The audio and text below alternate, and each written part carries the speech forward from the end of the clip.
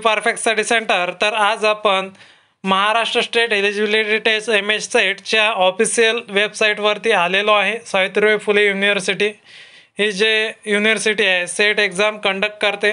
तर याच्यामध्ये जो सेट एक्झामचा रिझल्ट आहे तो लागलेला आहे, त्याची नोटिफिकेशन सुद्धा आपण बघणार आहोत। रिझल्ट ऑफ MSET हेल्ड 2024 म्हणजे 7 एप्रिलला जी एक्झाम झाली होती सेटची, त्याचा रिझल्ट आज लागलेला आपल्याला पाहायला मिळणार आहे। तर हा रिझल्ट कशा प्रकारे बघायचा ते मी तुम्हाला सांगणार आहे।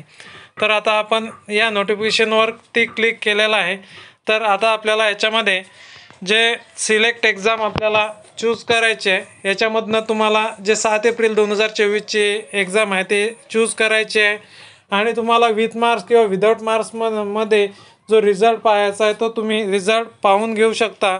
तर याच्यामध्ये तुमचा सीट नंबर तुम्हाला इथं टाकून घ्यायचा आहे, तुमचं नाव पूर्ण आणि एंटर बर्थ डेट, तुमचं डेट ऑफ बर्थ तुम्हाला टाकायचं आहे आणि मोबाईल नंबर टाकून घ्यायचा आहे आणि सर्च रिझल्ट याच्यावरती तुम्हाला क्लिक करायचं आहे आणि तुमचा जो रिझल्ट आहे तो रिझल्ट तुम्हाला खाली दिसून येणार आहे। तर अशा प्रकारे तुम्हाला MSET किंवा MSET महासेट एक्झामचा रिझल्ट पाहता येणार आहे। जे विद्यार्थी पास झालेले आहेत त्यांना माझ्याकडून खूप खूप शुभेच्छा। जसेच जे विद्यार्थी 1-2 मार्क्सने मेरिटमध्ये आलेले नाहीत त्यांनी पुन्हा चांगल्या प्रकारे अभ्यास करावा व सेट एक्झाम क्लिअर करावी।